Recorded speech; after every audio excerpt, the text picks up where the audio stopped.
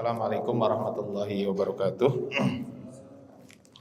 Alhamdulillah rabbil alamin wassalatu wassalamu ala asyrafil anbiya'i wal mursalin sayyidina wa maulana Muhammadin wa ala alihi wa sahbihi ajmain.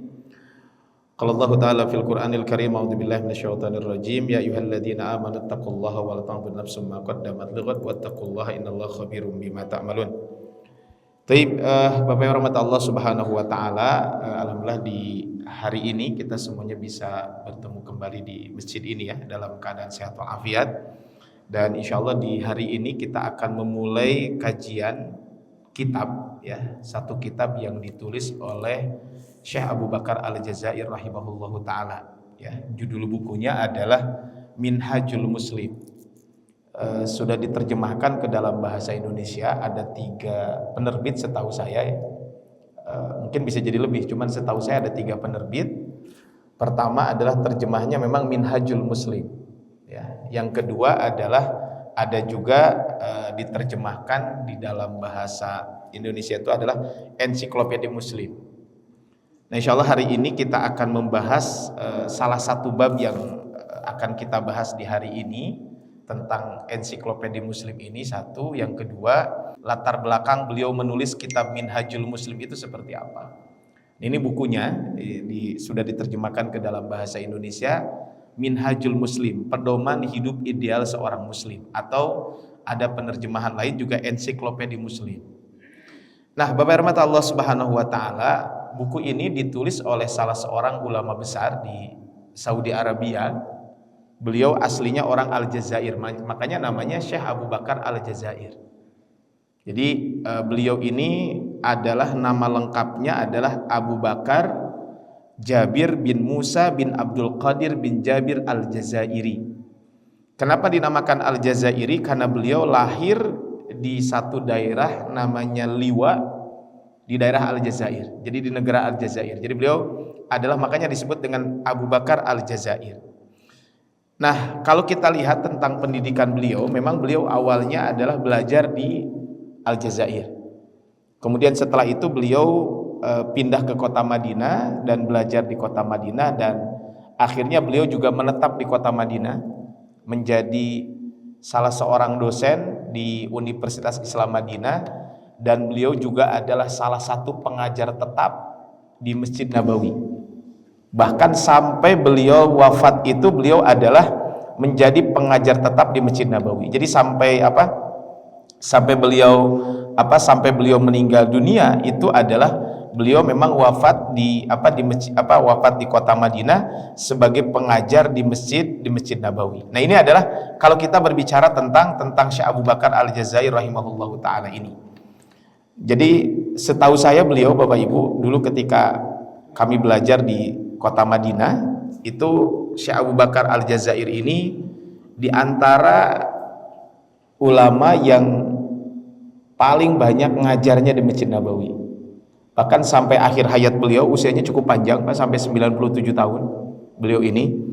Bahkan ketika beliau sudah usia 90 tahun saja sudah tidak bisa berjalan, beliau tetap mengajar di Masjid Nabawi. Walaupun mengajarnya tidak seperti sebelumnya. Kalau sebelumnya maghrib isya tiap hari nggak ada liburnya kecuali malam Jumat. Jadi setiap hari, Pak, kecuali malam Jumat di Masjid Nabawi itu dari pada maghrib sampai isya. Nanti jadi maghrib, isya, kemudian setelah isya azan, kemudian kalau ada tanya jawab biasanya dibuka sesi tanya jawab setelah sholat isya. Setelah azan isya itu beliau lakukan setiap hari. Ini sampai beliau wafat. Ini adalah Syekh Abu Bakar Al-Jazair rahimahullahu taala. Nah, beliau wafat belum terlalu lama, Pak, sebelum Covid di tahun 2018. Jadi beliau wafat belum terlalu lama, yaitu di tahun 2018. Nah, tapi rahmat Allah Subhanahu wa taala, karya beliau itu cukup banyak. Di antaranya adalah ada tafsir namanya Aisarut Tafasir. Ini buku yang beliau tulis adalah namanya Aisarut Tafasir. Kemudian yang kedua, di antara buku yang beliau tulis juga ada namanya Nidaatur Rahman li Ahlil Iman. Jadi kumpulan ayat-ayat yang dimulai dengan ya ayyuhalladzina amanu. Ada 2 penulis tentang Nidaatur Rahman li Ahlil Iman ini. Pertama Syekh Abu Bakar Al-Jazair, ada lagi salah seorang ulama dari Mesir. Itu adalah kumpulan ayat-ayat yang dimulai dengan ya ayyuhalladzina amanu. Nah, Syekh Abu Bakar Zain ada beberapa karya yang lain. Nah, salah satu karya beliau juga adalah buku ini. Yaitu apa? Buku Minhajul Muslim. Nah, pada hari ini Bapak Ibu, sebelum kita membahas tentang salah satu bab yang akan beliau sampaikan, itu adalah sekilas mungkin mukaddimahnya dulu. Kenapa sih latar belakang penulisan buku ini? Satu itu. Yang kedua Yang kedua adalah metodologi yang beliau sampaikan seperti apa. Nah, kata beliau, saya berkunjung ke negeri-negeri kaum muslimin. Kemudian kami berjumpa dengan saudara-saudara seiman. Nah, salah satunya adalah ketika beliau berkunjung ke Maroko. Nah, kemudian saya ajak kawan-kawan untuk merujuk dan berpegang kepada Al-Quran dan Sunnah, karena keduanya adalah jalan keselamatan kaum muslimin, sekaligus sumber kekuatan dan kebaikan di setiap waktu dan tempat. Ini kata beliau. Jadi ketika beliau berkunjung ke sana, nah kemudian ketika itu mereka kemudian meminta saya, ketika beliau berkunjung ke beberapa negara, salah satunya ke Maroko. Nah, ketika beliau berkunjung ke Maroko ini, teman-temannya atau kaum muslimin yang ada di situ meminta kepada beliau untuk menulis satu buku, yang buku ini menjadi manhaj, menjadi pedoman, ya. Untuk siapa? Untuk orang-orang beriman, ya, dan orang-orang soleh di daerah itu awalnya. Jadi diminta untuk menulis satu buku sebagai pedoman untuk menjadi panduan dalam kehidupan. Kemudian apa? Yang mana kalau kita lihat di buku itu berbicara tentang akidah, akhlak, ibadah, termasuk juga muamalah. Maka ini beliau diharapkannya seperti itu. Nah, akhirnya apa, Bapak Ibu rahmat Allah Subhanahu wa taala, kemudian ketika beliau pulang ke kota Madinah, maka kata beliau, saya memohon pertolongan kepada Allah dalam menyusun kitab yang dimaksud. Yaitu apa? Pingin menulis satu buku, yaitu minhaj ataupun pedoman yang diinginkan oleh teman-temannya tersebut. Nah, kata beliau, mulai saya menghimpun ayat-ayat Al-Quran, hadis-hadis Nabi SAW ketika beliau pulang ke Tanah Suci, maksudnya ketika pulang ke kota Madinah. Karena beliau aslinya orang Aljazair, kemudian menetap di kota Madinah dan sampai wafat di kota Madinah. Nah, kemudian kata beliau menulis di sela-sela kesibukan beliau, ya, maka beliau menulis itu. Kemudian Allah benar-benar memberkahi usaha kecil-kecilan tiap pekan yang saya lakukan sambil mencuri-curi waktu di tengah padatnya kegiatan sehari-hari dengan berbagai urusan yang menyibukkan hati dan pikiran. Alhasil, Pak, buku ini ditulis oleh beliau selama 2 tahun. Nah, alhasil selama 2 tahun berlalu, barulah kitab ini selesai tersusun dalam rupa yang saya harapkan dan dalam bentuk yang diinginkan oleh teman-teman. Jadi, subhanallah Pak ya, jadi beliau menulis buku ini sampai 2 tahun. Nah, kata beliau, buku ini disajikan kepada kawan-kawan sesama muslim di segala tempat dalam bentuk buku. Nah, kata beliau, buku ini, nah ini pentingnya Pak, kita melihat dari awal. Buku ini kata beliau saya bagi menjadi 5 bab. Jadi saya bagi menjadi 5 bab. Pertama, kata beliau, yang dibahas pertama ini adalah tentang akidah. Maka pembahasan pertama tentang akidah. Bagian kedua tentang adab. Nah, adab ini memang beliau ada akhlak dengan adab. Nah, kalau adab ini adalah nanti lebih kepada adab kepada Allah, kepada Rasul, kepada diri sendiri, kemudian juga kepada orang lain termasuk alam semesta. Ini yang beliau sampaikan. Nah, yang ketiga adalah kata beliau tentang akhlak. Nah, maksud akhlak ini adalah lebih kepada beliau menyebutkan beberapa akhlak yang baik dan akhlak yang buruk. Contoh, jujur, khianat, riya. Nah, kan nanti ada ikhlas gitu ya. Nah, ini adalah beliau membedakan itu. Walaupun sebenarnya ada kemiripan, tapi beliau menyebutkan tentang adab dan tentang akhlak. Ini bagian ketiga dan 2 dan 3. Yang keempat, Pak, ini kata beliau saya membahas tentang bab ibadah. Sehingga nanti dari mulai toharoh, sholat, zakat, saum atau puasa sampai haji itu disebutkan. Ini adalah disebutkan oleh beliau. Nah, yang terakhir kata beliau saya sebutkan juga tentang muamalah. Muamalah itu maksudnya adalah kalau tadi tentang ibadah, ini muamalah itu adalah fikih muamalah. Nanti tentang pernikahan, perceraian, kemudian kaitan dengan bab jual beli. Bahkan nanti juga ada kaitan dengan bagaimana hubungan dengan non-muslim, tentang makanan dan lain sebagainya. Itu beliau sampaikan. Jadi ini adalah kalau kita berbicara tentang buku ini. Nah, kata beliau buku ini menghimpun pokok dan cabang. Kalau pokok kan sholat contohnya Pak. Kalau kita berbicara tentang sholat kan sholat itu ada yang rukun, ya ada sholat wajib, tapi nanti ada sholat sunnah. Nah ini adalah beliau menyampaikan seperti ini. Benar jika saya menamakan, ini beliau sendiri yang menamakan. Nama bukunya adalah Minhajul Muslim kata beliau. Nah ini adalah bukunya adalah Minhajul Muslim. Nah Bapak rahmat Allah Subhanahu Wa Taala. Kalau kita berbicara tentang buku ini, jadi mencakup tentang apa yang kita butuhkan. Akidahnya ada, etikanya ada, kemudian ibadahnya ada, muamalahnya pun ada. Nah, kata beliau ketika menulis tentang buku ini, apa kata beliau yang beliau sampaikan tentang metodologinya? Jadi, beliau menyampaikan metodologi yang beliau sampaikan adalah bahwa ketika menulis buku ini beliau tidak akan menyebutkan perbedaan pendapat di kalangan para ulama kalau berbicara tentang fikih. Sehingga beliau ini akan lebih mudah dipahami. Kenapa? Contohnya apa? Hukum ini satu, dalilnya ini. Hukum ini dua, dalilnya ini. Sehingga ini kata beliau adalah seperti itu yang beliau lakukan. Kenapa? Karena kalau terlalu panjang kan nanti orang juga mungkin agak malas juga membacanya. Nah, maka ini adalah beliau melakukan seperti ini. Jadi, kalau berbicara tentang ini, maka beliau akan menyebutkan poinnya, dalilnya, poinnya, dalilnya. Sehingga akan menjadi pedoman. Betul kalau kata beliau, ini adalah Minhajul Muslim. Maka di sini beliau menyampaikan, saya menempuh jalan baik dalam menyusun kitab ini insya Allah. Yaitu berkat taufik Allah, saya menempuh jalan yang baik dalam menyusun kitab ini. Misal, pada bagian tentang keyakinan, saya tidak keluar dari akidatus salaf. Akidah ulama-ulama salafus soleh terdahulu.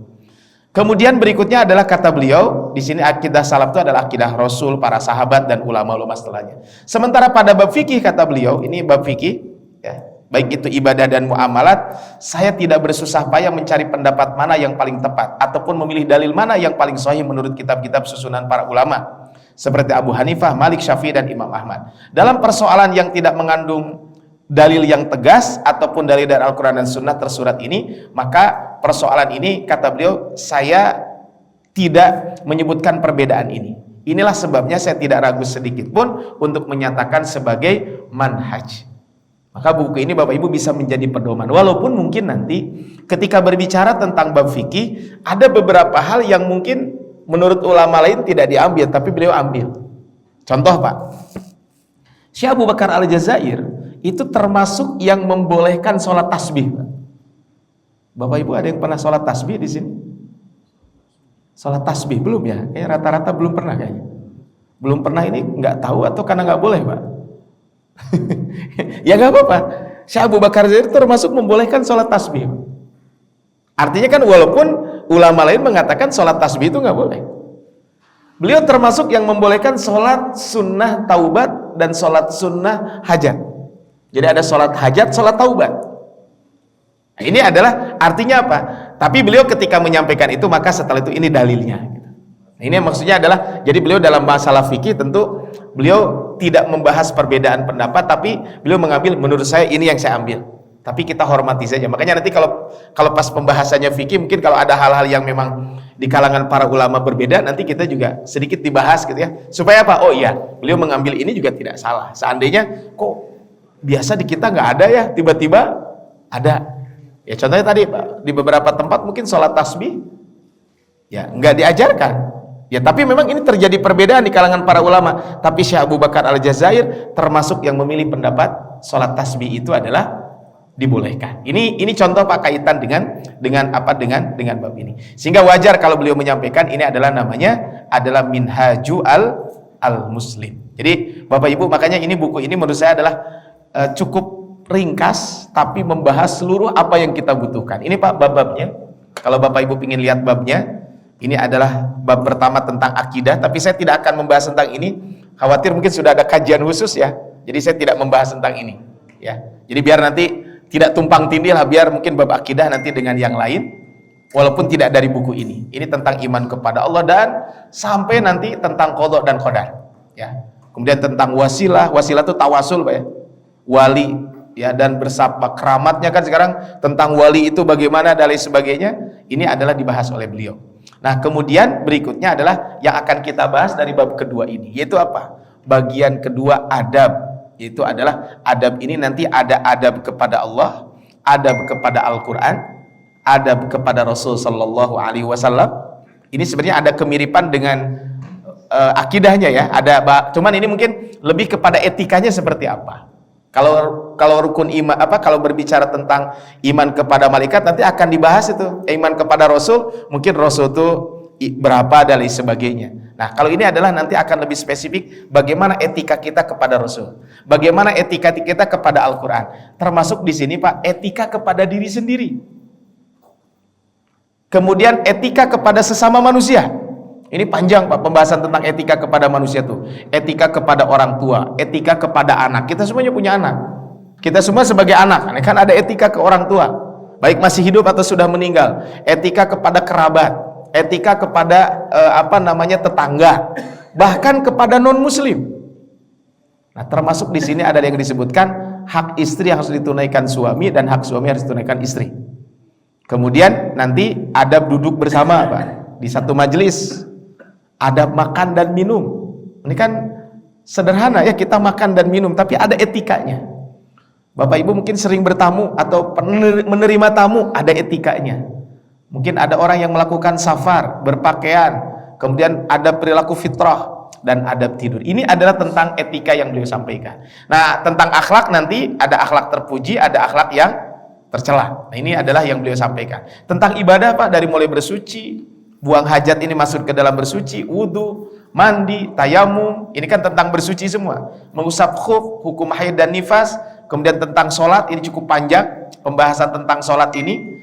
Kemudian setelah sholat adalah beliau membahas tentang zakat, kemudian tentang puasa, ya. Kemudian terakhir adalah tentang haji. Ini yang beliau sampaikan kaitan dengan bab ini. Nah, setelah pembahasan tentang haji, ya, bahkan di sini beliau menyebut tentang ziarah ke Masjid Nabawi dan makam Nabi, itu dibahas secara khusus. Kemudian tentang kurban, ini dibahas secara satu bab khusus, kurban dengan akikah. Kenapa kurban akikah itu didekatkan dengan haji Pak? Karena ada kemiripan. Kemiripannya bukan hajinya, tapi ada hadyu atau penyembelihan hewan hadyu. Kurban dengan akikah ada kesamaan, sama-sama mendekatkan diri kepada Allah, cuman yang membedakan waktu dan sebabnya. Tentang muamalah ini juga cukup lengkap Pak. Dari mulai tentang jihad, kemudian juga tentang perlombaan. Ini mungkin pasnya nanti pas Agustusan ya. Nanti bagaimana fikih perlombaan Pak. Jadi fikih perlombaan itu ada juga.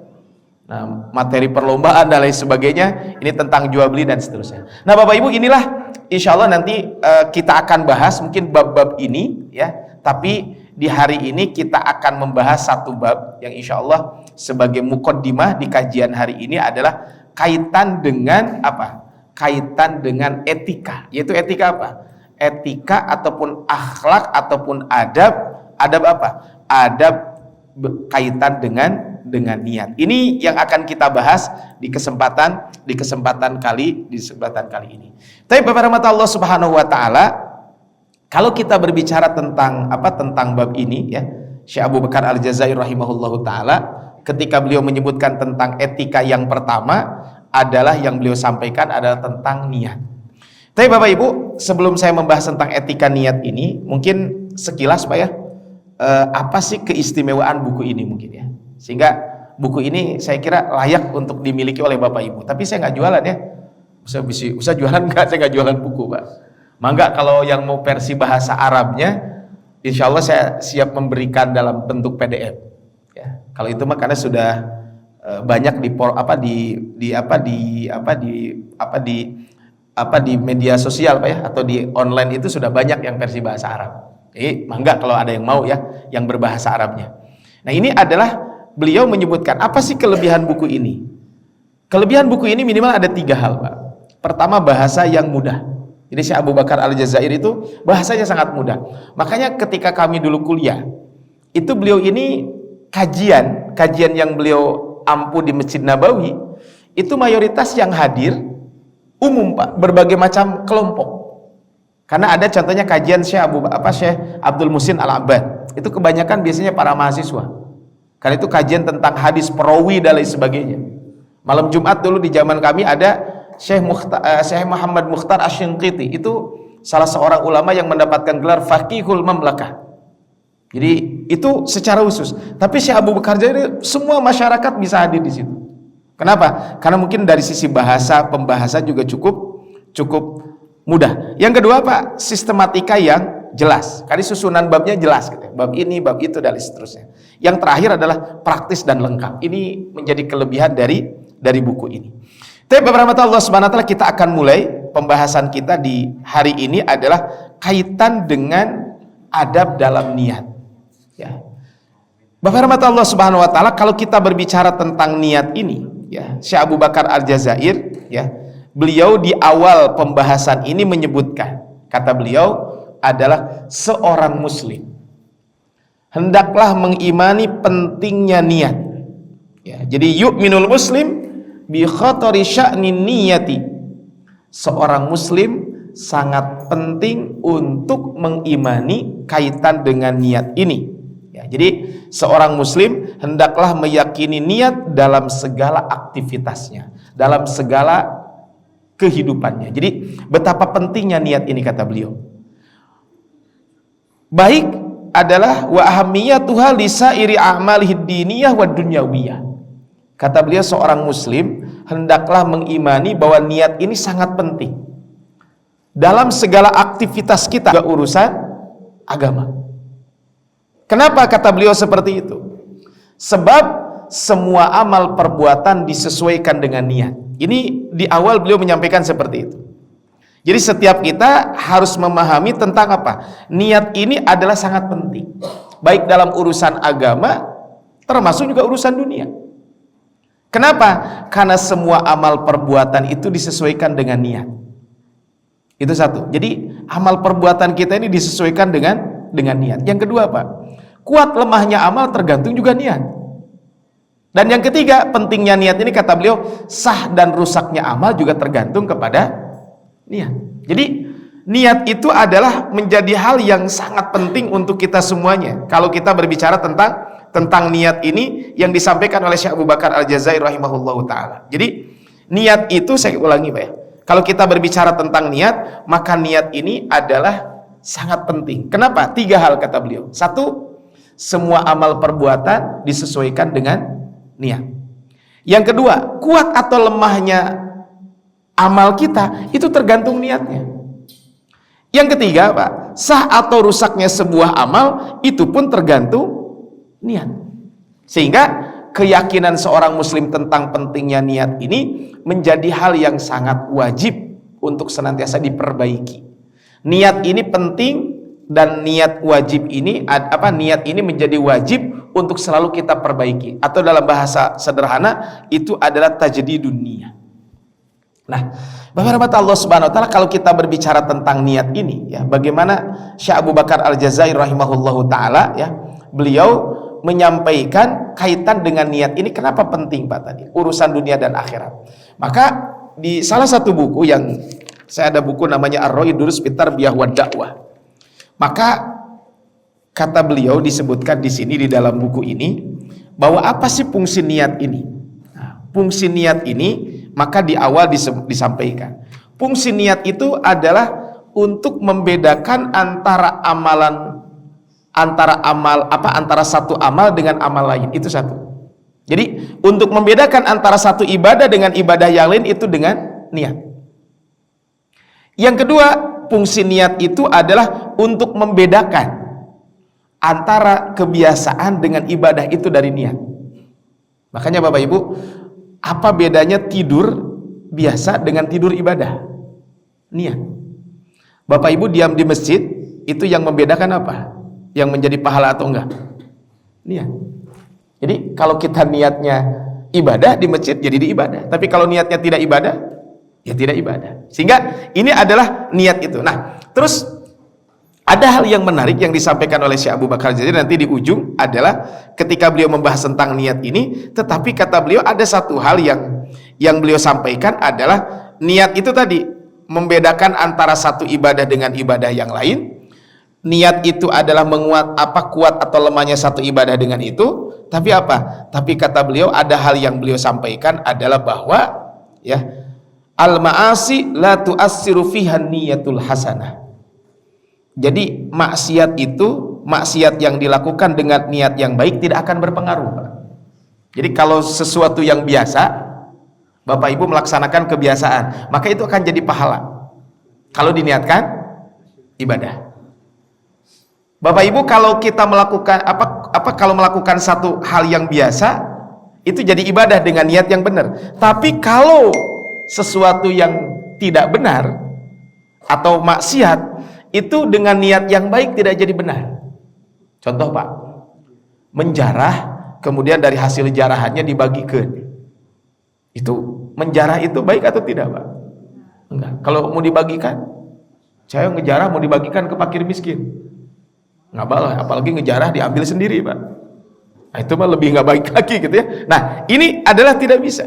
Sehingga apa? Tidak bisa berubah kalau maksiat dengan niat kebaikan, nggak bisa. Tapi tadi satu hal yang boleh, sesuatu yang mubah, itu bisa menjadi ibadah dengan apa? Dengan niat yang baik. Antara satu ibadah dengan ibadah lain berbeda. Apa yang membedakan? Niat. Tapi kemaksiatan tidak akan berubah jadi ketaatan ketika ada orang yang melakukan itu dengan niat yang baik. Nah, beliau menyampaikan kaitan dengan ini ayat-ayat dan hadis Nabi SAW yang beliau sampaikan. Pertama dalam surat Al-Bayyinah ayat kelima. Hafal semua saya kira hadis ini, ayat ini. Wa ma umiru illa liya'budullaha mukhlishina lahuddin. Ini saya kira ini hafal semua kaitan dengan ini. Wa ma umiru illa liya'budullaha mukhlishina lahuddin. Ini adalah yang pertama. Yang kedua, Pak, di dalam surat Az-Zumar ayat ke-11. Ini tentang pentingnya niat. Katakanlah, sesungguhnya aku diperintahkan supaya menyembah Allah dengan memurnikan ketaatan kepadanya dalam menjalankan agama tersebut. Ini kan berarti apa? Kaitan dengan niat. Sehingga kata Syekh Abu Bakar Al-Jazair ketika beliau menyebutkan tentang niat, apa sih niat itu? Kata beliau, niat itu adalah al-iradah al-mutawajjihatu tujahal fi'li libtigha ridallahi au imtisali amrihi. Keinginan yang mengarahkan pada satu perbuatan untuk meraih pahala Allah dan melaksanakan perintah Allah. Kata beliau seperti itu. Jadi keinginan yang mengantarkan kepada satu perbuatan itu dalam rangka mencari keridhaan Allah dan melaksanakan perintah Allah Subhanahu wa taala. Ini adalah kalau kita berbicara tentang niat itu. Bahkan dalam ungkapan lain disebutkan inbithaul qalbi nahwal amal al muwafiqi li gharadin sahihin. Niat itu adalah kemantapan hati untuk beramal soleh yang tujuannya benar. Maksud tujuan benar itu apa, Pak? Ingin mendapat manfaat, menolak madharat, ya, baik itu yang cepat, maksudnya di dunia ataupun di akhirat. Ini adalah kalau kita berbicara tentang niat. Kemudian yang kedua, Pak, ini saya kira sering dengar hadis Nabi SAW, innamal a'malu bin niat. Amal kita ini tergantung niatnya. Taib. Begitu juga dalam hadis Nabi, sesungguhnya Allah tidak melihat rupa kalian. Innallaha yanzuru ila suwarikum ya wala ila amwalikum. Allah tidak melihat rupa, Allah tidak melihat benda kalian, tapi yang Allah lihat itu apa? Hati kalian. Berarti kalau hati itu apa? Hati itu kata para ulama berarti niat. Makanya ketika Imam Syafi'i menyebutkan tentang innamal a'malu bin niat, ketika menyebutkan hadis ini, kata beliau, ini adalah hadis ini merupakan poros agama. Ada ulama lain mengatakan hadis innamal a'malu bin niat ini sepertiga agama. Kenapa? Karena agama kita ini kan terdiri dari hati, ada fisik, ya, ada lisan, gitu ya. Nah, hati ini kaitan apa? Dengan niat. Jadi kalau kita berbicara tentang amal kita ini adalah ada amal hati, ada amal lisan, ada amal fisik. Nah, amal hati ini adalah yang disebut dengan niat tersebut. Makanya yang disebut melihat hati adalah melihat niat. Kenapa? Niat adalah faktor yang mendorong dan memotivasi perbuatan tersebut. Makanya Bapak Ibu, inilah kenapa beliau menyebutkan di awal bab tentang niat. Padahal nanti beliau akan menyebutkan tentang ikhlas secara khusus. Makanya kalau Imam Al-Bukhari itu ketika beliau menulis hadis Sahih Bukhari, apa coba yang beliau pertama kali katakan? Kata beliau, saya menulis Sahih Bukhari itu adalah kenapa innamal a'malu binniyat di hadis pertama. Beliau menyampaikannya begini, Pak. Kata beliau, supaya saya yang menulis ikhlas karena Allah dan orang yang membaca pun ikhlas karena Allah. Sehingga ada ungkapan ulama lain mengatakan siapapun yang menulis buku hendaklah dimulai dengan innamal a'malu binniyat. Tapi ini adalah kaitan dengan ini. Jadi landasannya satu ayat Al-Qur'an, yang kedua adalah hadis Nabi SAW. Nanti yang ketiga kita akan lanjutkan Bapak Ibu tentang hadis yang disampaikan oleh Syekh Abu Bakar Al-Jazair tentang niat ini dan betapa pentingnya niat ini dalam kehidupan kita. Insya Allah nanti kita akan lanjutkan Bapak Ibu setelah melaksanakan sholat Isya berjamaah. Kita pending dulu ya, dengarkan azan kemudian kita sholat Isya berjamaah. Kita akhiri dengan baca hamdalah bersama-sama. Alhamdulillahirabbil alamin dan doa kafaratul majlis. Subhanakallah bihamdika asyhadu an la ilaha illa anta astaghfiruka wa atubu ilaik. Assalamualaikum warahmatullahi wabarakatuh.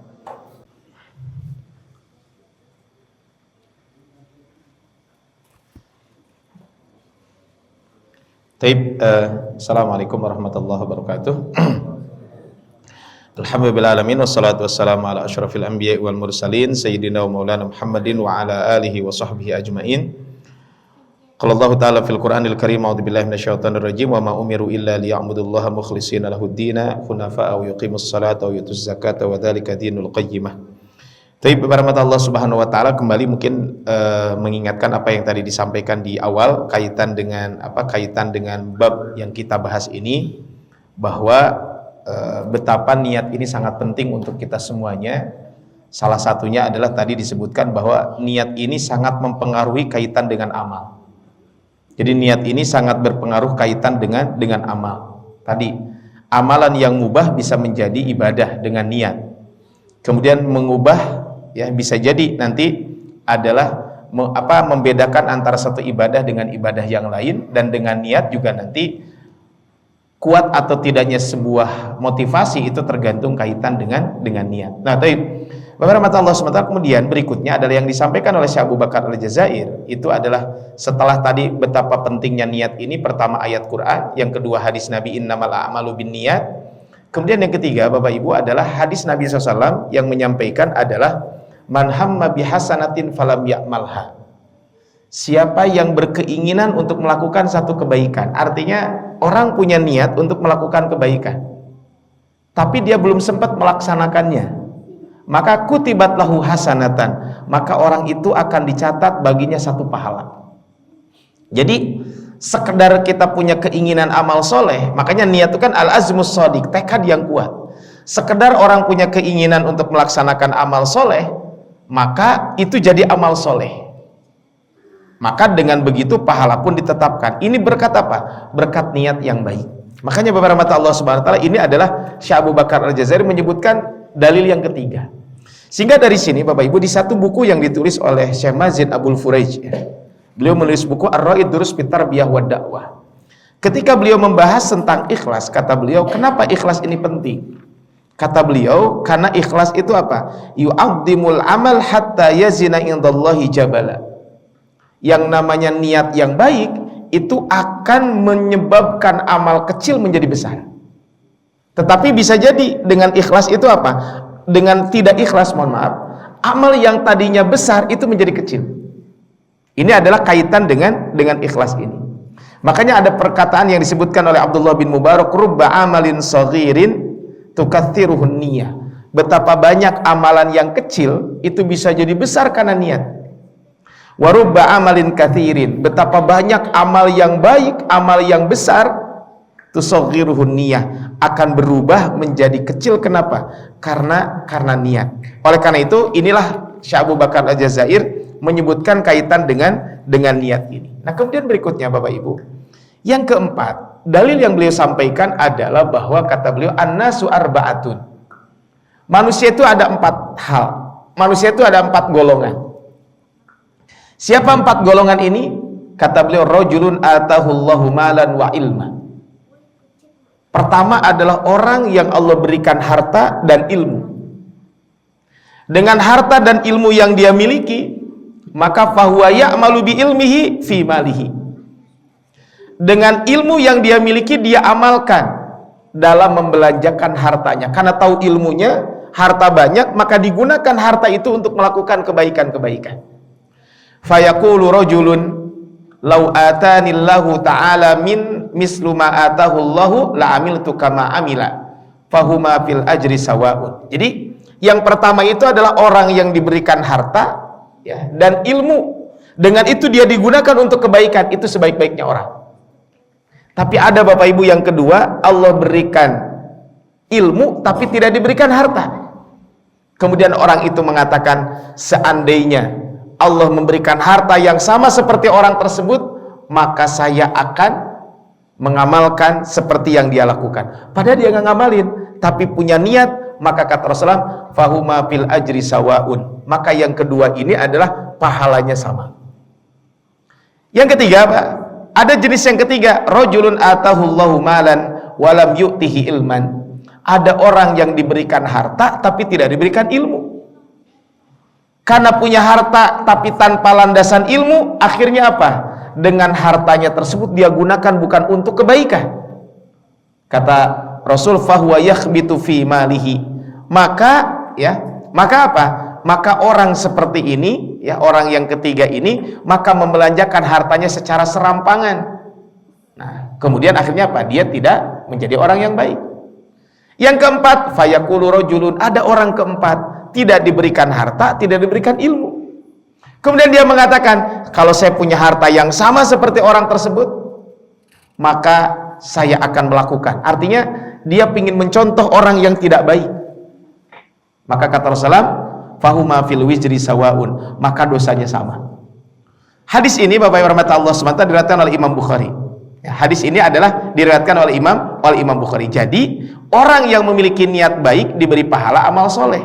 Sedangkan orang yang memiliki niat yang buruk dicatat berbuat dosa seperti pelaku perbuatan dosa tersebut. Makanya dari hadis ini ada satu buku yang ditulis oleh Dr. Abdul Karim Zaidan. Dr. Abdul Karim Zaidan itu punya buku namanya Al-Mustafad min Qisasil Quran. Bukunya 2 jilid, diterjemahkan ke dalam bahasa Indonesia adalah hikmah dari kisah-kisah yang ada dalam Al-Quran. Nah, beliau mengutip hadis ini ketika bercerita tentang kisah pemilik kebun. Jadi di dalam Al-Quran itu ada pemilik kebun, ada pemilik 2 kebun, 2 kisah yang berbeda.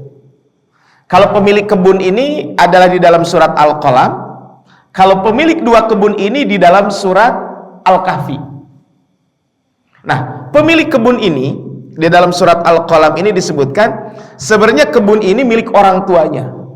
Orang tuanya itu orang soleh. Dengan kesolehannya akhirnya apa? Maka setiap dia panen, maka hartanya dibagi 3.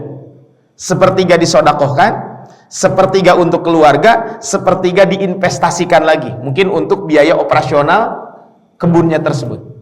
Nah, singkat cerita bapak ini meninggal dunia. Ketika si bapak ini meninggal dunia, maka akhirnya apa? Ada beberapa anak, salah satu anaknya itu mengatakan begini, dulu bapak kita dengan harta yang dengan kebun ini, padahal sudah dikurangi 1/3, kita menjadi orang kaya raya. Berarti kalau tidak sodakoh akan lebih kaya lagi. Sehingga salah satu mengatakan kalau begitu besok kita panen, karena sudah jadi warisan kan, besok kita panen. Maka ketika panen berangkat subuh-subuh. Yang kedua, jangan ngasih tahu orang-orang fakir miskin. Pokoknya nama kita panen aja kebun itu. Jangan ngasih orang fakir miskin. Pokoknya nama yang sepertiga biasa dikasihkan, kita makan aja. Nah, ternyata Pak, malam hari dia meniatkan itu, besok pagi berangkat, ternyata di malam hari itu Allah menurunkan bencana di kebun tersebut. Maka akhirnya apa? Ketika mereka sampai ke kebun, mereka menyesali perbuatan tersebut. Ya, alhamdulillah dia menyesali, masih bisa bertaubat. Sampai dia mengatakan, semoga Allah mengganti ya dengan yang lebih baik lagi. Ini di dalam surat Al-Qalam, nanti Bapak Ibu lihat di ayat ke-17 sampai ayat ke-33. Ini adalah kisah tentang pemilik kebun. Nah, kata penulis buku itu, Al-Mustafad min Qisasil Quran, Dr. Abdul Karim Zaidan, itu beliau mengatakan apa? Dari ayat ini, maka beliau mengambil kesimpulan, bisa jadi Pak, ketika kita baru punya niat yang buruk, Allah menyiksa kita. Dalam konteks Allah menurunkan bencana untuk kita. Nah, menurunkan bencana itu tentu salah satunya apa? Bisa jadi itu siksa, tapi bisa jadi itu adalah peringatan. Nah, pemilik kebun itu ketika Allah Subhanahu wa taala memberikan bencana tersebut, akhirnya mereka sadar. Beda dengan Korun, Pak. Kalau Korun kan berbeda ya. Nah, Korun itu kalau Bapak Ibu baca di dalam surat Al-Qasas tentang kisah Qarun, maka kisah Qarun ini ketika Qarun keluar dengan dengan kemewahannya, maka orang-orang mengatakan, alangkah indahnya kalau saya memiliki harta seperti Qarun. Mungkin mirip dengan hadis ini, Pak. Ada orang diberikan harta tapi tidak digunakan untuk kebaikan. Kemudian ada orang yang ada orang tidak punya harta, tidak digunakan untuk melakukan kebaikan. Kemudian ada orang tidak punya harta, kemudian saya pingin seperti orang tersebut. Maka itu mirip dulu orang yang ingin seperti Qarun. Akhirnya Qarun dibinasakan oleh Allah Subhanahu wa taala, kemudian mereka mengatakan, saya nggak jadi pingin jadi Qarunnya. Nah, inilah Bapak Ibu pentingnya sebuah niat. Makanya di sini kata Syekh Abu Bakar Al-Jazair, orang memiliki niat baik diberi pahala amal soleh, sedangkan orang yang memiliki niat buruk akan dicatat berbuat dosa seperti pelaku perbuatan buruk tersebut. Ya, walaupun memang dalam hadis Nabi yang lain mengatakan, kalau orang niat keburukan, maka dia tidak akan dicatat untuk melakukan keburukan itu kecuali dia sudah melakukannya. Nah, ini adalah kaitan dengan dalil yang ketiga, dalil yang keempat yang beliau sampaikan. Nah, dalil yang kelima, Bapak Ibu rahmati Allah Subhanahu wa taala, yang disampaikan oleh Syekh Abu Bakar Al-Jazair adalah kisah dalam perang Tabuk. Jadi ketika Rasul perang Tabuk, maka ketika Rasul pulang di perjalanan mengatakan, inna bil madinati aqwaman. Di Madinah itu ada orang-orang yang tidak berperang, tidak melintasi satu lembah, tidak menginjak kaki di satu daerah, yang membuat orang-orang kafir takut. Artinya ada orang di Madinah nggak ikut perang. Dan kemudian, dan setiap kali kita berinfak serta mengalami kekurangan bekal, pastilah mereka ikut serta bersama kita dalam semua itu. Maksudnya apa? Orang ini tidak sodakoh, tidak berperang, tapi dia dapat pahala yang sama. Illa syarakuna fi dzalika wa hum bil Madinah. Jadi dia tidak ikut berperang, tapi dia dapat pahala yang sama seperti orang yang berperang. Faqila lahu kaifa dzalika ya Rasulullah. Kemudian akhirnya waktu itu ditanya, ya Rasul, bagaimana bisa seperti itu? Qala habasahumul udru, yang membuat mereka tidak bisa melakukan itu karena ada uzur. Fasyaruku, maka akhirnya mereka ikut serta dengan niat yang baik. Jadi Bapak Ibu, kalau kita lihat di sini, dengan niat baik yang membuat orang-orang yang bukan tentara sama seperti tentara dalam mendapatkan pahala. Jadi inilah betapa pentingnya kita ini selalu memiliki niat yang baik ini. Makanya inilah beberapa ini kaitan dengan niat yang baik ini adalah betapa penting disampaikan seperti itu. Kemudian yang berikutnya, Pak, dalil yang disampaikan oleh Syekh Abu Bakar Al-Jazair, kata beliau, idzal taqal muslimani, apabila dua muslim bertemu, bisayfihima, dua-duanya bawa pedang. Jadi apabila dua muslim bertemu, dua-duanya bawa pedang, kata Rasulullah, fal qatil wal maqtul finnar, yang membunuh dan yang dibunuh sama-sama masuk neraka. Kemudian Rasulullah para sahabat berkata, ya Rasulullah, kalau yang membunuh wajar masuk neraka, tapi ini yang dibunuh gimana bisa masuk neraka? Apa jawab Rasulullah? Sebab orang yang terbunuh ingin membunuh juga, cuman keduluan. Jadi kan sama-sama pingin membunuh, cuman keduluan. Kan bisa jadi, Pak, ada orang mungkin ke masjid, saya ke masjid niatnya apa? Pengen mencuri sendal. Udah berangkat ke masjid, niat awal memang mau mencuri sendal, tapi pas sendal yang diincarnya keburu keduluan sama yang lain, dosanya tetap dapat karena dia sudah punya niat.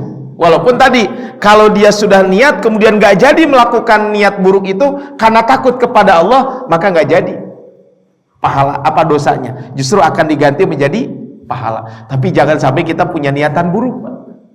Karena kalau punya niatan buruk, khawatir seperti kisah apa? Kisah pemilik pemilik kebun. Dia belum panen, baru niat. Begitu baru niat malamnya, besok pagi ke kebun, kebunnya sudah binasa.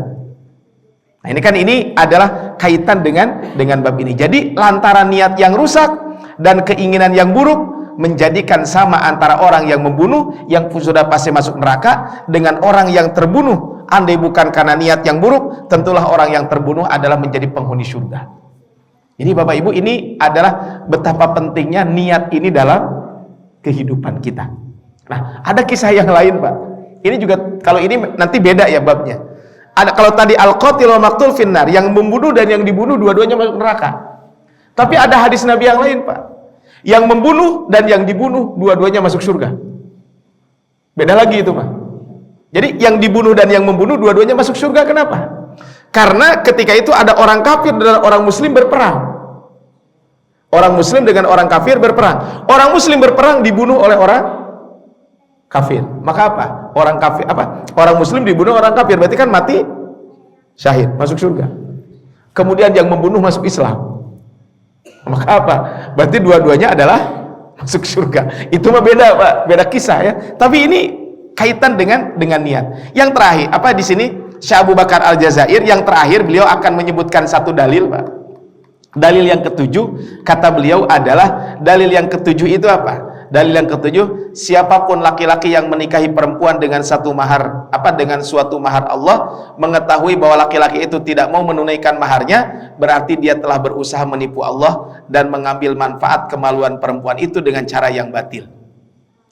Maka dia akan bertemu dengan Allah di hari pertemuan dalam keadaan dia sebagai orang yang berzina. Kemudian siapapun laki-laki yang berhutang dan Allah mengetahui bahwa dia tidak ingin melunasi hutangnya, berarti dia telah menipu Allah dan berusaha mendapatkan harta dengan cara yang batil. Maka dia akan bertemu dengan Allah di hari pembalasan seperti pencuri. Ini Bu, Bapak Ibu, ini nanti hadis ini disebutkan oleh Imam Al-Hafidz Ibnu Hajar di dalam kitab Bulughul Maram, itu di dalam bab tentang apa? Ada bab namanya bab tentang hutang piutang. Jadi kata Rasulullah, siapa yang utang, Pak, niat bayar Allah akan mudahkan. Tapi siapa yang utang niat tidak bayar, maka Allah akan persulit. Dan kalau ada orang ngutang niat tidak bayar, maka nanti di hari kiamat akan dibangkitkan seperti pencuri. Apa bedanya, Pak, pencuri dengan ngutang gak mau bayar kan? Nah punten, Pak, salah satu ngutang yang gak mau bayar itu kapan? Ngutang sama saudara misalnya, Pak. Ya kan? Kalau ngutang sama saudara, bila ada ungkapan gini, Pak, di Sunda mah, boga kadulur mah boga bayar, teu boga mah bae. Kalau sama saudara mah punya bayar, nggak punya mah nggak apa-apa. Memang dari awal niatnya tidak mau bayar. Jadi Bapak Ibu, kalau namanya ngutang kepada siapapun tetap bayar. Kata Rasulullah, siapa yang ngutang niat dia tidak mau bayar, maka apa? Maka nanti di hari kiamat dia akan dibangkitkan sebagai seorang pencuri. Kenapa? Orang mencuri kan ngambil harta kan, dan tidak mau mengembalikan kan. Terus apa bedanya dengan orang utang tapi tidak mau membayar? Makanya Pak, mungkin nanti kita bahas secara khusus ya, karena nanti ada pembahasan tuh tentang hutang itu, Pak. Hutang itu bisa jadi pahala, tapi hutang juga bisa jadi dosa. Hutang itu bisa jadi surga, tapi hutang juga bisa jadi neraka.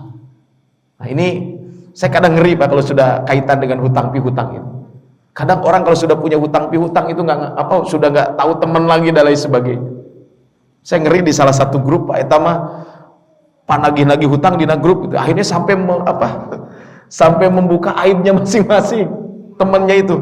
Saya tuh sampai sedih gitu, Pak. Ya Allah, saya tanya sampai segininya gitu ya. Ya padahal mah tadi makanya dalilnya itu jangan dipakai satu pihak.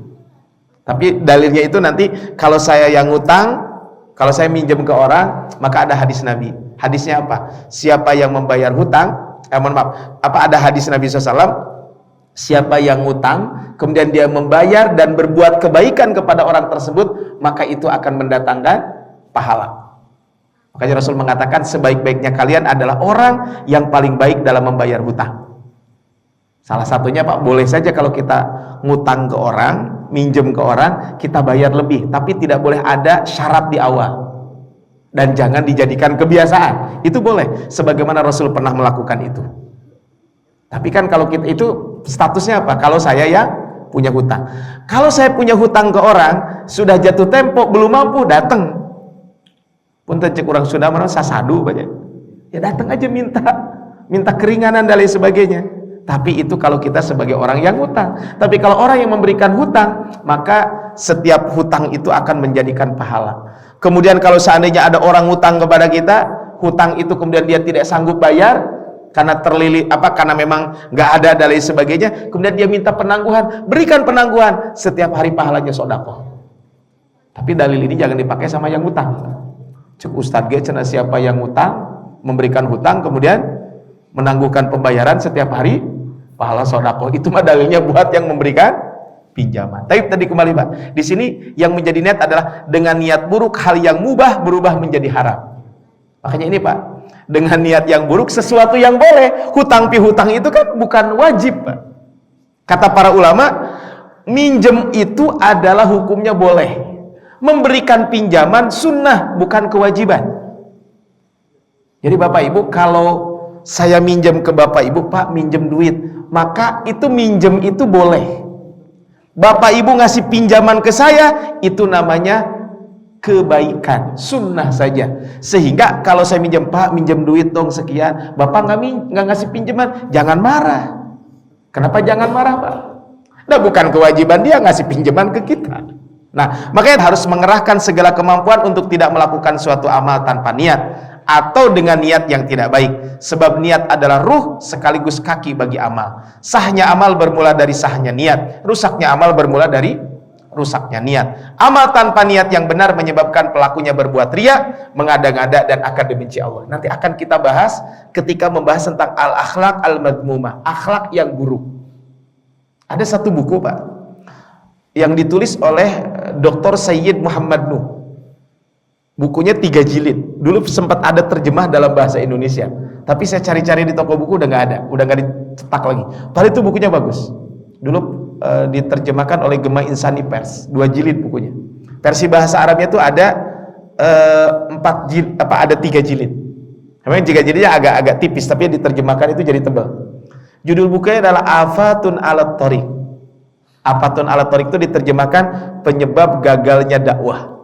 Sebenarnya sih itu judulnya ya. Afatun alat Thoriq itu kan penghalang-penghalang di jalan. Maksud di jalan itu kan karena tujuan kita menghadap Allah Subhanahu wa taala, tentu di situ apa? Ada halangan dan rintangan. Di situ kurang lebih ada 30 lebih penyakit yang harus dihindari. Nah, di buku itu memang disebutkan penyakitnya apa, kemudian dalilnya apa, yang ketiga penyebabnya apa, yang keempat dampaknya apa, yang kelima obatnya apa. Itu cukup lengkap. Bukunya 3 jilid. Mungkin nanti ketika pembahasan tentang akhlak, tadi akhlak mahmudah dengan akhlak madmumah, nah ketika membahas tentang akhlak madmumah, akhlak yang tercela, mungkin nanti coba kita ambil juga beberapa poin dari buku itu.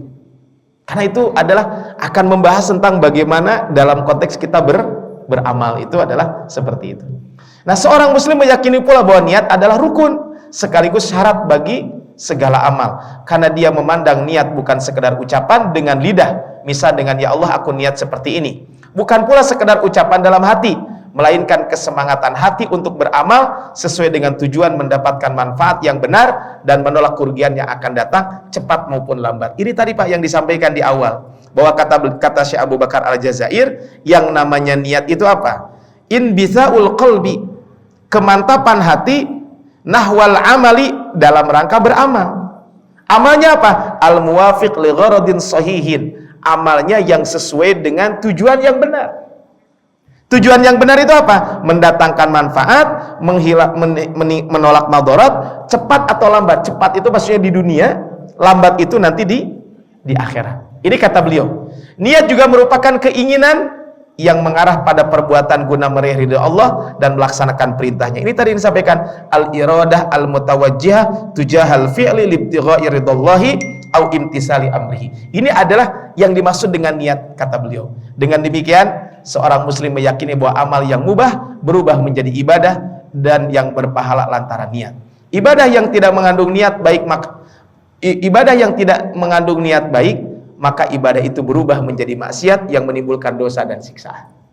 Makanya Pak, inilah kalau kita berbicara tentang niat ini. Namun seorang muslim tidak memandang bahwa maksiat dapat berpengaruh oleh niat yang dikandungnya sehingga berubah menjadi ibadah. Tadi yang disampaikan, walaupun niatnya baik, kalau itu maksiat tentu tidak dibolehkan. Pasalnya, orang yang membuat seorang marah guna menyenangkan perasaan orang lain, berarti dia bermaksiat terhadap Allah dan berdosa. Niatnya yang menurutnya baik tidaklah berguna. Orang membangun masjid dengan harta yang haram tidak mendapatkan pahala. Begitu pula orang yang menghadiri pesta berdansa, bersenda gurau, atau membeli kertas-kertas judi, lotre, dengan niat mendorong kegiatan sosial atau untuk membantu suatu jihad dan sebagainya, itu tetap maksiat. Kan dulu ada ya, SDSB ya. Saya sih nggak ngalamin Pak, cuman denger aja gitu ya. dulu masih kecil. Masangnya tuh hari Rabu kalau nggak salah ya, pengumumannya malam, pengumumannya Kamis kalau nggak salah. Dulu tuh itu. Nah kan SDSB itu kan resmi dulu ya. Resmi dan itu tuh menjadi pemasukan ke negara kalau nggak salah ya. Kan itu di bawah Kementerian Sosial kan. Tapi kan setelah itu dihapus. Makanya dulu kalau ada pertandingan bola tuh, pertandingan ini disiarkan secara langsung atas kerjasama TPRI dan SDSB. Nah, tetap aja Pak nggak boleh gitu ya. Ini kaitan dengan niat. Begitu pula orang yang mendirikan kubah pada makam orang-orang soleh, menyembelih sembelihan bagi mereka atau bernazar bagi mereka dengan niat mencintai orang soleh, itu bagus. Tapi tadi kalau nanti menjadi hulu, tentu ini tidak dibenarkan. Sehingga Bapak Ibu dari sini ya ada tentang niat ini. Kalau saya simpulkan adalah pertama Pak, bahwa hukumnya wajib untuk selalu memperbaiki niat. Itu poinnya. Jadi kita ini wajib untuk selalu memperbaiki niat. Yang kedua Pak, kuat atau lemahnya amal sangat tergantung kepada niat. Kalau kita punya niatan yang kuat, akan semangat beribadah. Tapi kalau niatan kita lemah, ya otomatis maka itu pun akan berpengaruh. Kemudian sah dan rusaknya amal sangat tergantung kepada niat. Tadi disampaikan ya, orang bayar zakat kan itu kewajiban, maka kalau niatnya benar dapat pahala, kalau tidak kewajiban gugur tapi dia tidak menjadikan pahala. Kemudian jami'il a'mal tatakayyafu biha, balasan dari seluruh amal menyesuaikan dengan niat. Maka dengan niat yang buruk amal mubah menjadi haram, dengan niat yang baik amal mubah menjadi ibadah yang berpahala dan mendapatkan balasan.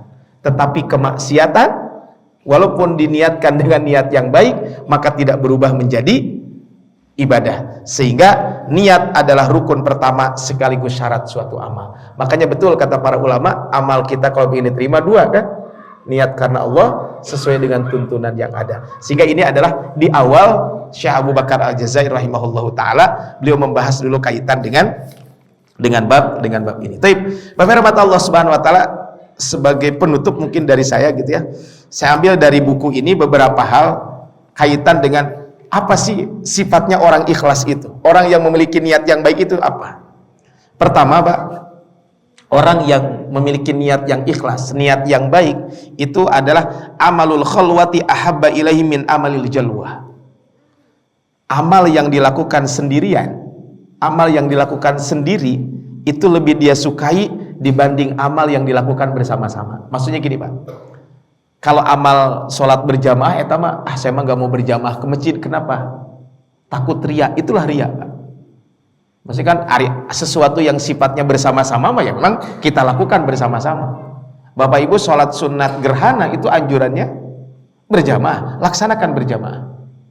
Tapi ada amal-amal tertentu yang memang bagusnya kita laksanakan sendiri. Contohnya apa? Tahajud Pak. Tahajud itu kan, nah kadang amalan ini mungkin tidak kelihatan orang.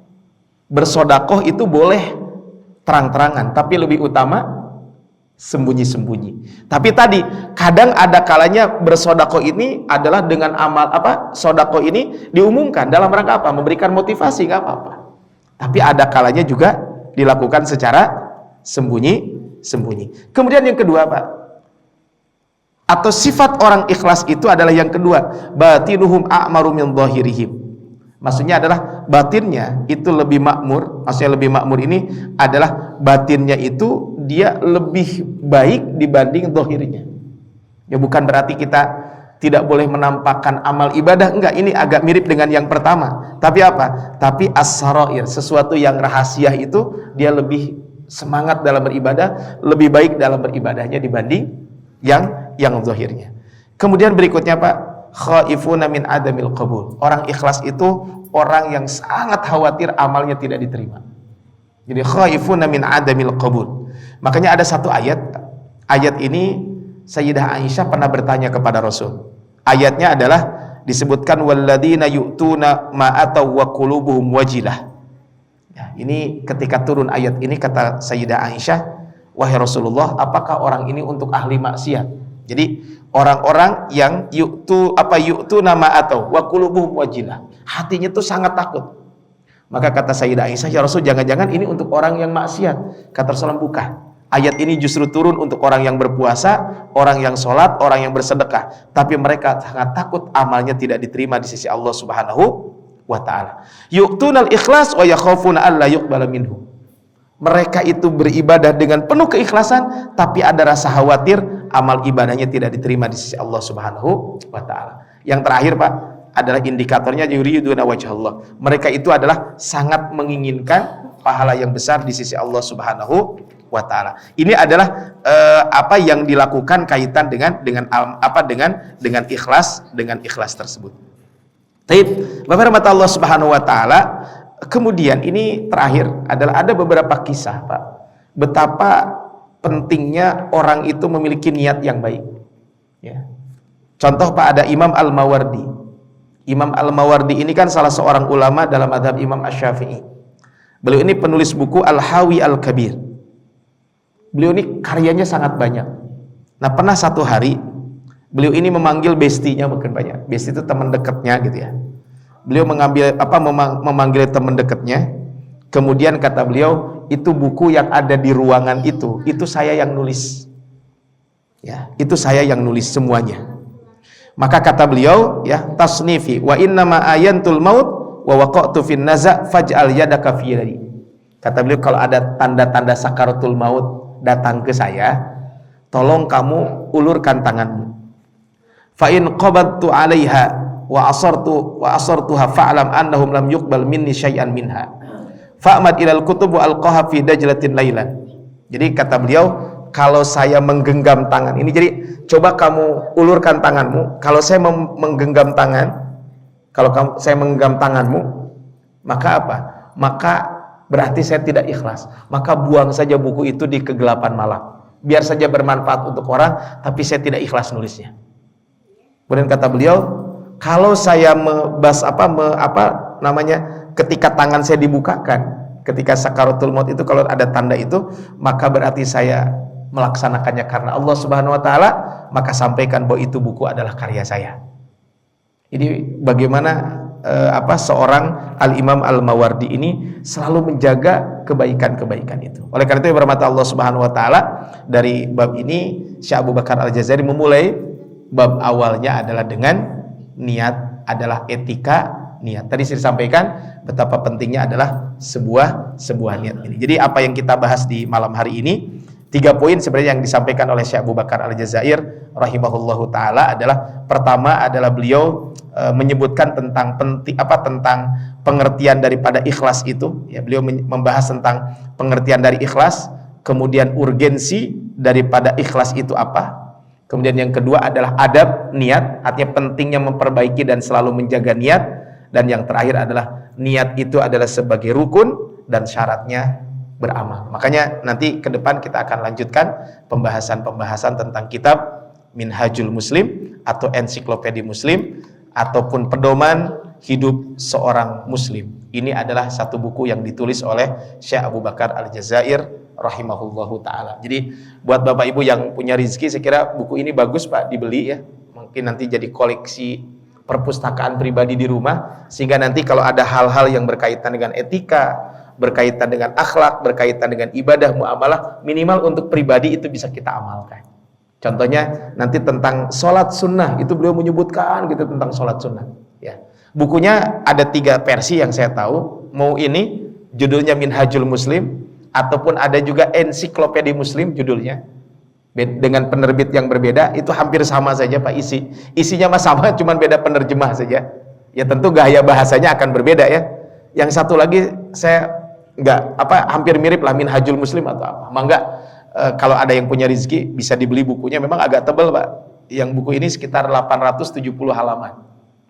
Tapi ada juga yang ya sekitar segitulah, 800-700 halaman. Tapi ini mencakup seluruh kebutuhan kita ya. Tapi sekali lagi ini adalah mungkin kalau kita membeli buku kan nanti akan bermanfaat. Senaina mah da gampil tiasa nganggonaon, bisa pakai handphone dan lain sebagainya. Boleh juga Pak, silahkan. Tapi kalau punya buku cetaknya kan akan lebih tahan lama ya dibanding dengan medsos sekarang, di samping dengan gadget. Tapi dua-duanya mangga silahkan aja. Karena sekarang juga rata-rata buku itu bukan dijual secara fisik, tapi juga dijual juga secara soft copy-nya kan sekarang banyak ya. Saya di beberapa toko buku itu yang dijual bukan hanya buku dalam bentuk fisik, tapi juga dalam bentuk soft copy. Tapi ini adalah bagian dari mudah-mudahan menjadi pedoman hidup ideal seorang muslim yang ditulis oleh Syekh Abu Bakar Al-Jazair yang tadi kita sampaikan. Beliau menulisnya selama 2 tahun, beliau mengumpulkan dalil-dalil dan tadi permasalahan dalil, sehingga mungkin ini sangat mudah untuk kita pahami dan itu menjadi pedoman untuk kita. Tapi ketika nanti ada perbedaan dengan orang, jangan menyalahkan, itu aja. Tapi kan minimal untuk pedoman pribadi kan cukup ya. Dengan ini kan dalil Al-Quran, hadis Al-Quran, dan itu nanti beliau akan selalu menyampaikan seperti itu ya. Tapi Bapak Ibu, saya kira itu saja mungkin yang bisa disampaikan di malam hari ini, mudah-mudahan bermanfaat. Sebelum saya akhiri, barangkali Pak ada 1 atau 2 yang mau bertanya, mungkin baik masalah ini atau kalau ada pembahasan yang lain juga mangga, tafadhol masykuran. Silakan jemaah, mungkin 1 pertanyaan saja apabila ada yang berkaitan dengan materi malam hari ini ataupun yang ingin disampaikan, ditanyakan kepada Ustaz. Apakah ada? Oh, ibu-ibu, mangga Bu.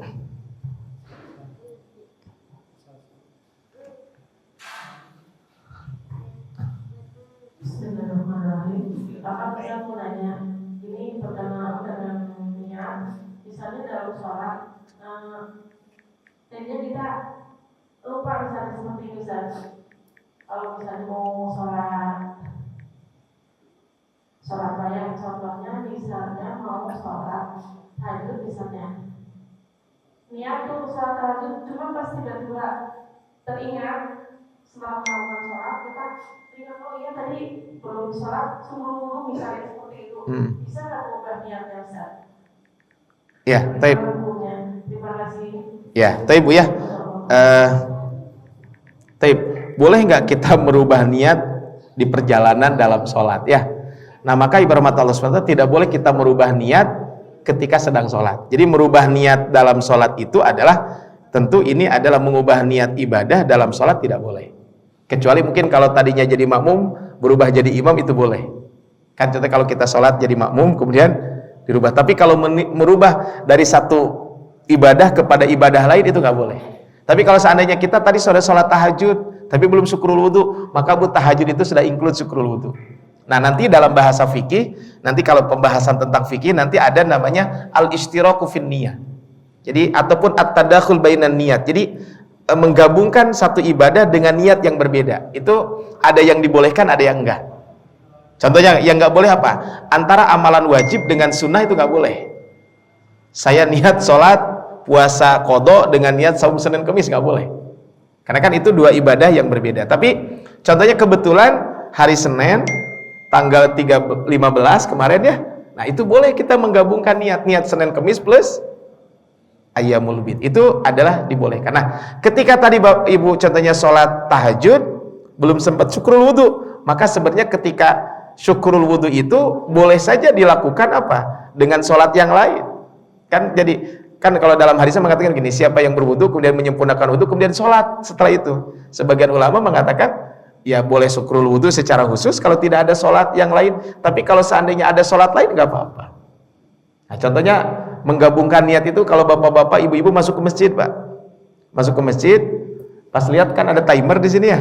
Nah, kalau idealnya Pak, kalau kita masuk masjid ada syukrul wudu, berarti sholat syukrul wudu. Kemudian tahiyatul masjid. Kemudian yang ketiga qobliyah. Tapi kan waktunya tinggal 4 menit. Jadi kan nggak mungkin tiga sholat. Cukup aja ambil qobliyah. Maka tahiyatul masjid sudah include di situ. Karena kan dalam hadis siapa yang masuk masjid janganlah duduk kecuali dia sholat. Berarti kan ya udah sholat qobliyah itu sudah masuk. Nah, kalau masuk masjid kemudian sholat wajib, ya udah sholat aja, nggak usah kita sholat tahiyatul masjid. Kenapa? Karena itu bagian dari itu. Jadi kalau merubah mah nggak boleh Bu. Sholat zuhur atau asar, sholat asar jadi rubah jadi zuhur, itu nggak boleh. Merubah di tengah-tengah. Termasuk ibadah puasa. Ibu teh puasanya puasa qadha, saya teh atau puasa sunnah, tapi belum qadha. Saya dirubah jadi qadha, nggak boleh. Karena kan diniatnya seperti itu. Itu barangkali Bu, wallahu a'lam bishawab. Ya.